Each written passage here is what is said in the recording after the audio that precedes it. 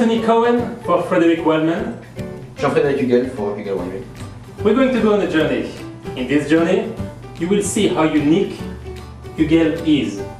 Are you ready, Jean-Frederic? I'm ready, Anthony. Let's go! Jean-Frederic. Yes, Anthony. You are the 13th generation. 13th generation of Hugel. So when did it start? It started actually in 1639 when my ancestor first arrived in Riquewihr. And actually his initials are still on the family crest. Most people think it's HVH.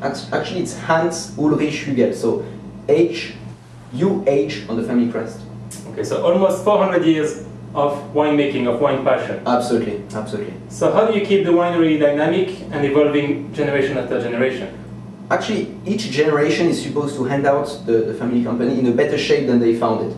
So pretty much the role of the new generation then is just to bring the new ideas, to bring the new concepts. And for example, the generation of my grandfather, the 11th generation, they were the pioneers in vendange tardive, in sélection de Grenoble. Then came the generation of my dad, the 12th, where it was the first planting of Pinot Noir on the Hugel estate. How about the 13th generation? Well, we're still maturing ideas, but there's a little bit going on, and stay tuned, there's a little bit coming up. We can't wait to see. Now let's go for the next step. Let's go to the next step.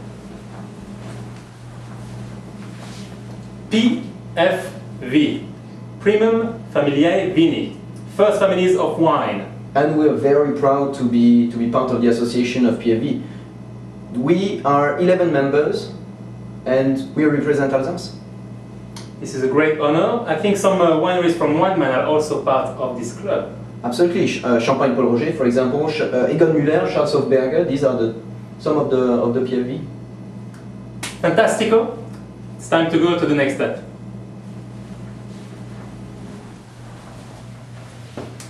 Johnny Hugel, very important in Alsace. Yes, he's a legend. He's my great uncle.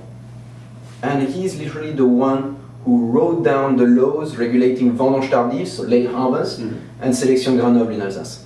So what makes vendange tardive so special?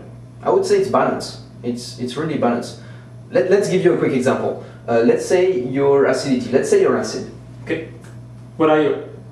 Well, I'm sweet. Okay. So what's your point? Well, I'm going to show you. Like this, if we fall against each other, that's balance. You're right. We're in perfect harmony. That's vendange tardive. Harmony between Sweetness and acidity. Okay. Let's go. But where's Anthony? Buongiorno, buongiorno. Hi. Do you want to buy some juice from Italia? Some juice from Italy. No, thank you. No, even though I love the wines, but no, we only buy grapes in the most favored locations in Alsace, on the hillside where really the good terroirs are.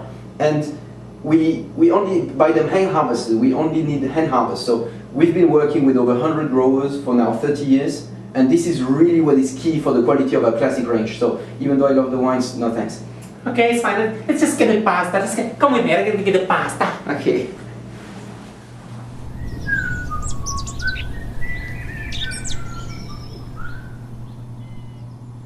Oh, by the way, you know half of the estate is now organic. Half of the estate is organic. Yeah. What's happening to the other half? Well, you know, it's an investment. It takes time and it takes money. You spend more time in the vineyards and you end up with lesser of a crop. But definitely the quality of the wines is much higher and the complexity is there. Are you allowed to irrigate? No, still not. But on this one we'll make an exception. They're still filming? Oh, they are. Oh. Cut. Don't cut, don't cut.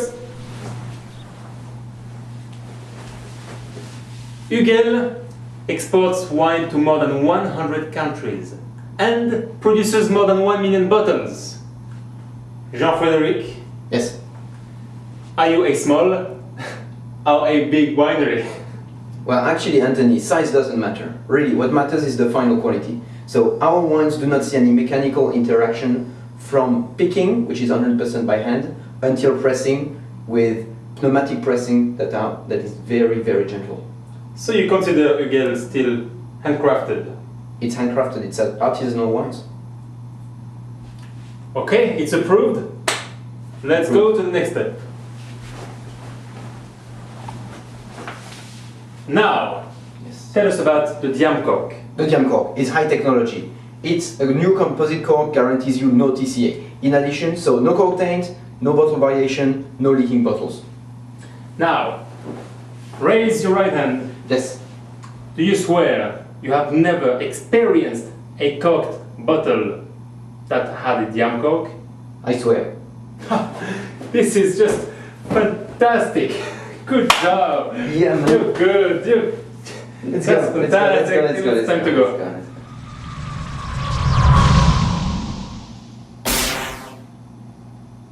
Gentil. A blend of 5 grapes. Some Riesling, some Pinot Gris, some Gewürztraminer, Muscat. To this we add a fair bit of Sylvaner. This wine, it has everything you need. Basically, it's bone dry, it's aromatic, it's food friendly. It's the perfect introduction to Alsace wines.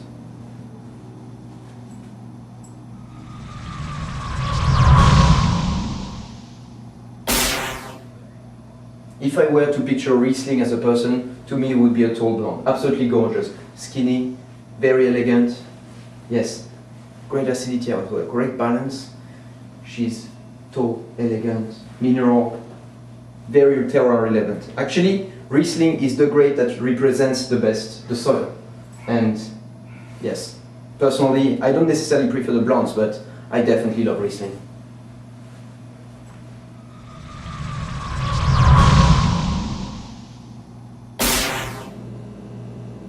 Gewürztraminer, probably the grape that is the most typical of Alsace. Probably the grape that succeeds the best in the area. If I were to picture Gewürztraminer, I would picture it as a gorgeous brunette.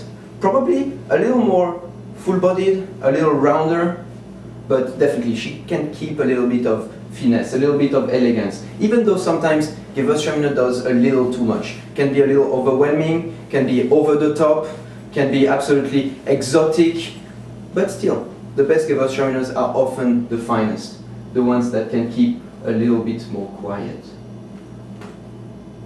Okay, let's go.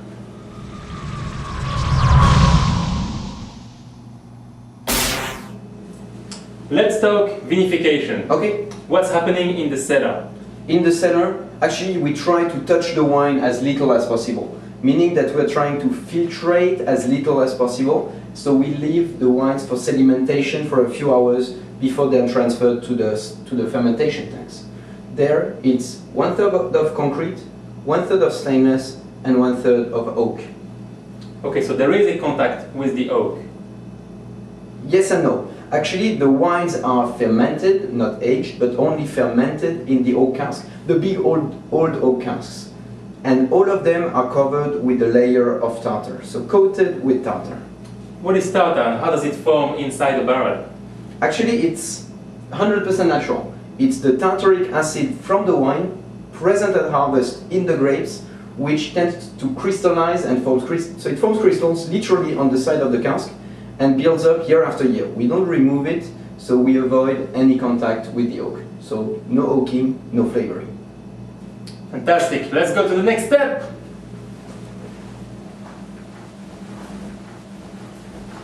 The village of Riquewihr. My hometown. Home of the Hugel family since 1639.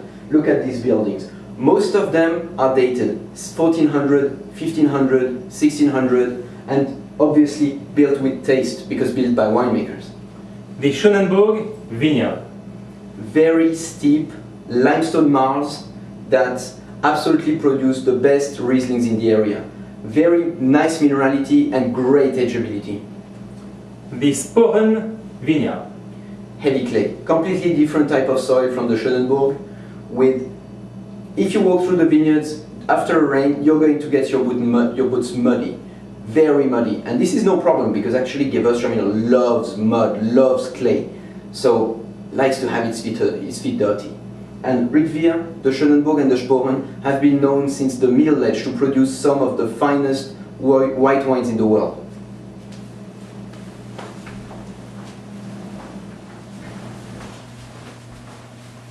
How long can you age the wines from Hugel?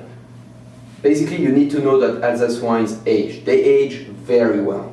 The classics, for example. A Gentil, I would age it probably no more than 5 years, when a Riesling can no problem age for 10. How about the JUBILEE range? The JUBILEE range, well, they're actually from great terroirs at the origin, so they have the genes for aging.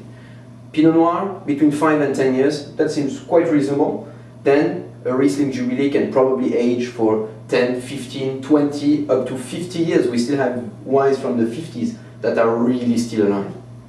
Vendange tardive and sélection de Grenoble. These are pleasure wines with almost unlimited aging. So basically just open the wines when you feel like it. They'll go on without any problem. Okay.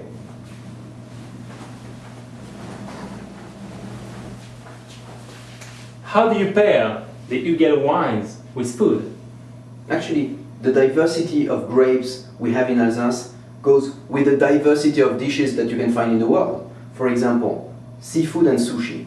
It's a perfect pairing with Riesling, with Pinot Blanc, with Gentil. Spices, really spicy food, goes absolutely perfectly with Gewürztraminer. You can even try the Pinot Gris.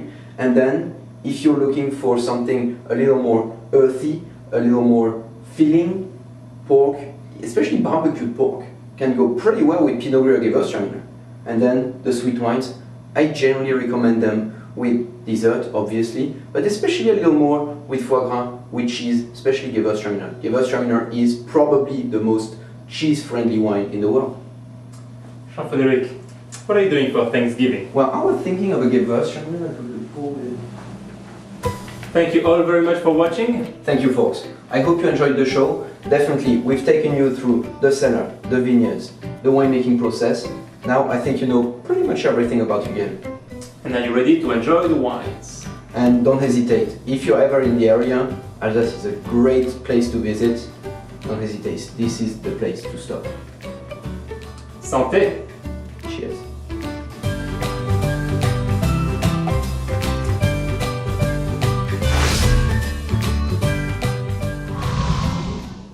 The generation of my grandfather, they're moving the Hans Ulrich Hugel, my ancestor, in the village of Riquewihr. So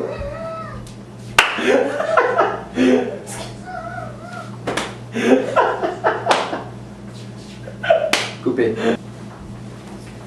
Jean-Frederic. C'est impossible. Hans Ulrich Hugel, my ancestor, settled in the village of Riquewihr, and Gentil.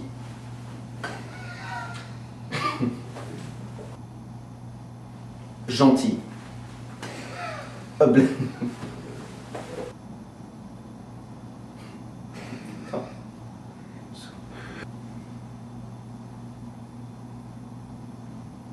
Gentil.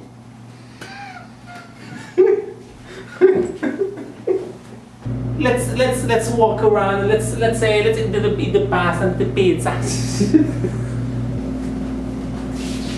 How long can you age the wines from Hugel?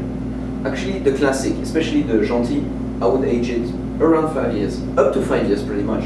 And the Riesling can hold on for around 10 years without any problem. When it comes to the great terroirs, actually, the Schönenbourgs will age the most, because Riesling from great origins tend to last for at least 15, 20, 30 years. How about Vendange tardive, these wines will age forever. Really, they are pleasure wines. Just open them whenever you feel and you'll never be disappointed. Open them as long as you wish to keep them.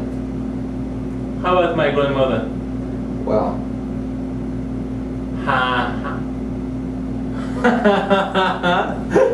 the Rieslings, they can go for 10, 15, 20, up to 50 years in the good vintages. And the Vendange tardive. The Vendange tardive.